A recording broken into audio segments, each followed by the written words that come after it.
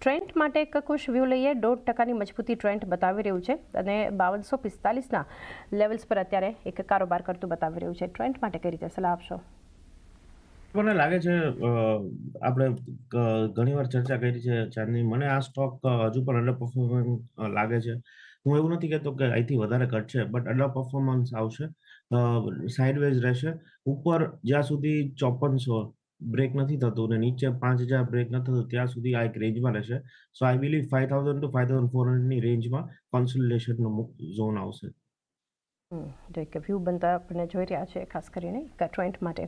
Numbers બાદ નિમેશ, જે stock અત્યારે એક જબરદસ્ત મજબૂતી વોલ્યુમ બેઝડ બાઇંગ બતાવી રહ્યું છે, રેલટેલનું કાઉન્ટર છે. સૌથી વધારે વોલ્યુમ્સ છે રેલટેલમાં. અત્યારે આપણે જોઈ રહ્યા છીએ 8.5% મજબૂતી જે છે સ્ટોક બતાવી રહ્યું છે. આપ કઈ રીતે ફંડામેન્ટલ્સ જણાવશો રેલટેલના? જે પ્રમાણે ફંડામેન્ટલ છે કે સ્ટોકની અંદર આપણે ઉપરના લેવલથી સારું કરેક્શન જોઈ લીધું છે અને સ્ટોકના વેલ્યુએશન અત્યારે તમે જો તો અરાઉન્ડ 35 ના પી ઉપર સ્ટોક ટ્રેડ થઈ રહ્યો છે. હું માનું છું કે જે પ્રમાણે ગવર્મેન્ટનું ફોકસ છે અને જે પ્રમાણે રેલવે નેટવર્ક અપગ્રેડેશનનું કામ ચાલી રહ્યું છે, ડેફિનેટલી વ્યૂ બુલિશ છે. છેલ્લા ઘણા સમયથી આપણે એક રેન્જની અંદર કન્સોલિડેટ થતા જોયો છે સ્ટોકની અંદર, અને હાલ હવે પરિણામો બાદ સ્ટોકની અંદર જે છે એક મોમેન્ટમ ક્રિએટ થયું છે. ચોક્કસપણે વ્યૂ બુલિશ છે, ખરીદી કરીને ચાલી શકાય. નીચેની તરફ સ્ટોપ લોસની જો વાત કરીએ તો 295 આસપાસ સ્ટોપ લોસ મૂકી અને સ્ટોકની અંદર ખરીદી કરવાની સલાહ છે. શોર્ટ ટુ મીડિયમ ટર્મ માટે મારું માનવું છે કે ઉપરની તરફ 380 સુધીના લક્ષ્યાંક આવી શકે એવી સંભાવના દેખાઈ રહી છે. એટલે પરિણામો ઘણા સારા છે, સ્ટોકની અંદર ખરીદી કરીને ચાલુ જોઈએ. તો એક ખરીદારીની એક સલાહ રેલટેલ માટે. જીઓ ફિનાન્શિયલ્સ પર એક વ્યૂ રુચિત, અત્યારે ત્યાં પણ 1.25% ખરીદારીને ડીસાઈ પર કારોબાર જોઈ રહ્યા છે. આપ કઈ રીતે સલાહ આપશો જીઓ ફિનાન્શિયલ? એક્શનની બાદ એક પુલબેક મૂવ આપણને આ સ્ટોકમાં જોવા મળ્યું છે અને સ્ટોક પ્રોબેબલી એના 200 દિવસના મૂવિંગ એવરેજને અપ્રોચ કરી શકે છે, જે 277 ની આસપાસ છે. તો શોર્ટ ટર્મ મોમેન્ટમ હજી પણ પોઝિટિવ છે અને 250-245 આ એક ઇમિડિયેટ સપોર્ટ રેન્જ છે. તો કોઈ બી પોઝિશન્સ હોય તો હોલ્ડ કરી શકાય છે 277 ના આસપાસના ટાર્ગેટ્સ માટે. 277 આસપાસના એક લેવલ્સ જે છે એક ટાર્ગેટ તરીકે જીઓ ફિનાન્શિયલમાં ધ્યાનમાં રાખો. હિન્ડાલ્કોમાં એક ખાસી અત્યારે ખરીદારી વધતી જોઈ રહ્યા છે. કુશ 2% મજબૂત છે, 637ના ડેઝ હાઈ બનાવ્યા. અત્યારે કઈ રીતે સલાહ આપશો હિન્ડાલ્કો પર? Is a good bye. આપણે લાસ્ટ વીકમાં ચાંદની યાદ હોય તો મેટલ સેક્ટરમાં હિન્ડાલ્કો પીક આપેલી હતી જેએસડબલ્યુની સામે. તો I think Hindalco steel on the up move. 655 પહેલો ટાર્ગેટ છે. It's a high beta stock, પણ 613ના સ્ટોપ લોસથી ખરીદારી કરો. 655 જે 200 ડે એવરેજ છે પહેલો ટાર્ગેટ રહેશે. Hindalco is underperform the metal sector and Nifty as a whole. એટલે અહીંયા જો નિફ્ટી આગળ જશે, જે આપણે 24700ના ટાર્ગેટ છે, તો ડેફિનેટલી મેટલમાંથી Hindalco will be the hero. એટલે જો તમે હાઈ બીટા પ્લેયર હોય, definitely it's a buy. Fresh breakout આવ્યું છે આફ્ટર 7 ટ્રેડિંગ સેશન્સ. આજે આપણે 635નું રેઝિસ્ટન્સ બ્રેક કર્યું છે, તો Hindalco is a good bye. એક વ્યૂ બનતો આપણે જોઈ રહ્યા છીએ, ખાસ કરીને હિન્ડાલ્કો માટે ખરીદારીનો. ડિફેન્સ એઝ અ સ્પેસ એક ચર્ચા કરીએ આપણે. નિમેશ, જે રીતે આપણે જોઈ રહ્યા છીએ આ કંપનીઓ આ સમગ્ર સપ્તાહ આપણને મજબૂતી બતાવી હતી.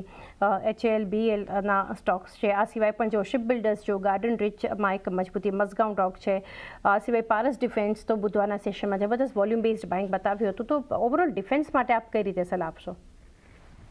અત્યારે જે પ્રમાણે વોરની સિચ્યુએશન ચાલી રહી છે, બટ ઓબ્વિયસ છે કે જો કોઈ પણ જાતનું કોઈ એક્સેલેશન થાય છે અને હવે જોવાનું રહ્યું કે ભારત સરકાર તરફથી શું એક્શન અને ઇન્ડિયન આર્મી તરફથી શું એક્શન લેવામાં આવે છે. આઈધર ફૂલ ફ્લેજ વોર છે કે કોઈ બીજી વસ્તુ છે. જો ફૂલ ફ્લેજ વોરની સિચ્યુએશન આવે છે અને જે પ્રમાણે વોર કદાચ લાંબુ ચાલે છે, તો ડેફિનેટલી ડિફેન્સ કંપનીઓ માટે જે છે એક પોઝિટિવ છે. કારણ કે હવે આવતા બજેટની આપણે જો વાત કરીએ તો ત્યાં બજેટમાં અગેન પાછું ડિફેન્સ એલોકેશન જે છે એ વધશે અને જે ડિમાન્ડ જે છે ડિફેન્સ ઇક્વિપમેન્ટની એમાં પણ વધારો થશે.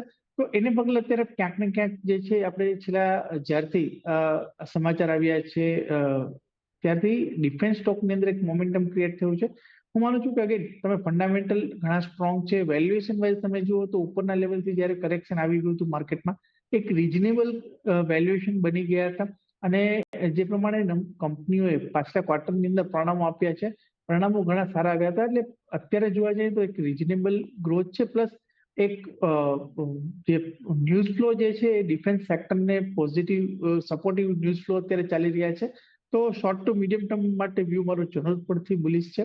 અને હું માનું છું કે પર્ટિક્યુલરલી જોવા જઈએ તો બે ડિફેન્સ કંપનીઓ HAL અને BEL આ બંને કાઉન્ટર જે છે એ ઘણા સારા લાગી રહ્યા છે અને આ બંને કાઉન્ટરની અંદર વેલ્યુએશન પણ રીઝનેબલ છે. એક મીડિયમ ટુ લોંગ ટર્મ નો વ્યૂ લઈ અને આ કાઉન્ટરની અંદર બાય ડિપ્સની સ્ટ્રેટેજી અપનાવી શકાય. બાય ડિપ્સની સ્ટ્રેટેજી HL અને BL ડિફેન્સમાંથી એક ફોકસમાં હોવું જોઈએ.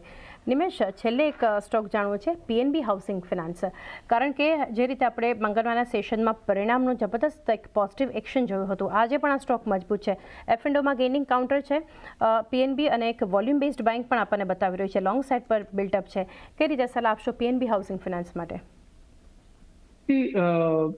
હું માનું છું કે ફંડામેન્ટલ્સ પર્ટિક્યુલરલી જ્યારે આપણે DHFL નું થયું હતું અને ત્યારબાદ આપણે બધી જ NBFC અને હાઉસિંગ ફાઇનાન્સ સ્પેસ ઉપર એક સેન્ટિમેન્ટલી બહુ નેગેટિવ ઇમ્પેક્ટ આવી હતી.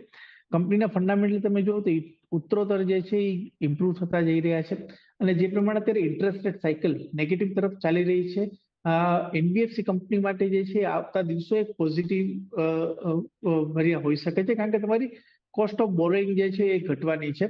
અને સેકન્ડ થિંગ, તમે RBI પણ જે નોર્મ્સ હતા NBFC ને લઈને એમાં પણ ઘણી બધી જે છે છૂટછાટો આપી છે.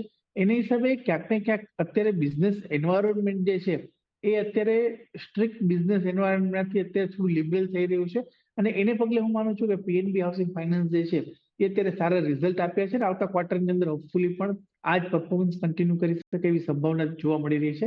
અગેન તમે ચાર્ટ સ્ટ્રક્ચર જુઓ તો એક વીકલી ચાર્ટ્સ ઉપર એક લોંગ રાઉન્ડિંગ પેટર્નનું ફોર્મેશન જે છે બની રહ્યું છે અને એ ઉપરની તરફ ક્યાંક ને ક્યાંક તમે જુઓ તો 1140-1150 આસપાસ જે છે કમ્પ્લીટ થવા જઈ રહ્યું છે. એટલે હજુ પણ અહીંથી 5 થી 6% અપસાઇડ મને PNB હાઉસિંગ ફાઇનાન્સની અંદર શોર્ટ ટર્મમાં જોવા મળે એવી દેખાઈ રહી છે. એટલે વ્યૂ બુલિશ છે, મોમેન્ટમ પ્લે કરી શકાય અને 1150 સુધીના લક્ષણ શોર્ટ ટર્મની અંદર આવી શકે એવી સંભાવના દેખાઈ રહી છે. શોર્ટ ટર્મમાં 1150ના લેવલ્સ PNB હાઉસિંગ ફિનાન્સ બતાવી શકે છે. એ સાથે નિમેશ, સમય થયો છે કે રજા લઈએ, તો આપના ડિસ્ક્લોઝર્સ જાણીએ. જે કંઈ પણ સ્ટોકની ચર્ચા કરી છે, પર્સનલી મારો કોઈ સ્ટોકમાં હોલ્ડિંગ નથી. ક્લાયન્ટને એડવાઇસ આપેલી હોઈ શકે છે અને ક્લાયન્ટની પોઝિશન જે તે સ્ટોકમાં હોઈ શકે છે. દર્શક મિત્રો વિનંતી કે કોઈ પણ જાતનું ટ્રેડ લેતા પહેલા પોતાના ફાઇનાન્શિયલ એડવાઇઝરનો અચૂક સંપર્ક કરે. આ સમય બોલ્યા બદલ ચાંદની આપનો ખૂબ ખૂબ આભાર. નિમેશ, આપનો પણ આભાર અમારી સાથે જોડાઈ અને માર્કેટ પર ચર્ચા કરી.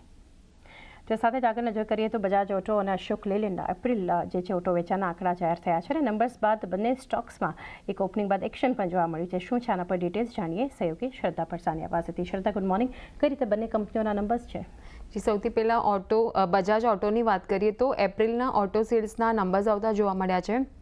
કુલ વેચાણ 6% ઘટીને 3,65,000 યુનિટ્સ થયું છે, જ્યારે અનુમાન હતા 3,72,000ના YOY બેસિસ પર. ઘરેલું વેચાણમાં 11%નો ઘટાડો જોવા મળ્યો છે, 2,20,000 યુનિટ્સનું વેચાણ જોવા મળ્યું છે ઘરેલું YOY બેસિસ પર. અને એક્સપોર્ટ્સની વાત કરીએ તો 4% વધીને 1,45,000 યુનિટ્સ થતું જોવા મળ્યું છે YOY બેસિસ પર. અને CV વેચાણમાં 3%નો વધારો જોવા મળ્યો છે, 47,873 યુનિટ્સનું વેચાણ જોવા મળ્યું છે YOY બેસિસ પર. ત્યારબાદ અશોક લેલેન્ડની વાત કરીએ, April auto sales numbers, total સેલ્સમાં 6%નો ઘટાડો થતો જોવા મળ્યો છે, 14,271 યુનિટ્સની સામે 13,421 યુનિટ્સ YOY બેસિસ પર. MNHCV વેચાણમાં 13%નો ઘટાડો જોવા મળ્યો છે, 7,960 યુનિટ્સનું વેચાણ જોવા મળ્યું છે YOY બેસિસ પર. અને ઘરેલું વેચાણમાં 7% ઘટીને 12,509 યુનિટ્સ થતું જોવા મળ્યું છે. અને LCV વેચાણની વાત કરીએ તો 6% વધીને 5,461 યુનિટ્સ થતું જોવા મળ્યું છે YOY બેસિસ પર. જી, શ્રદ્ધા પર આપનો બંને સ્ટોક્સ પર માહિતી માટે. તો અહીંયાથી એક વ્યૂ લઈએ કુશ.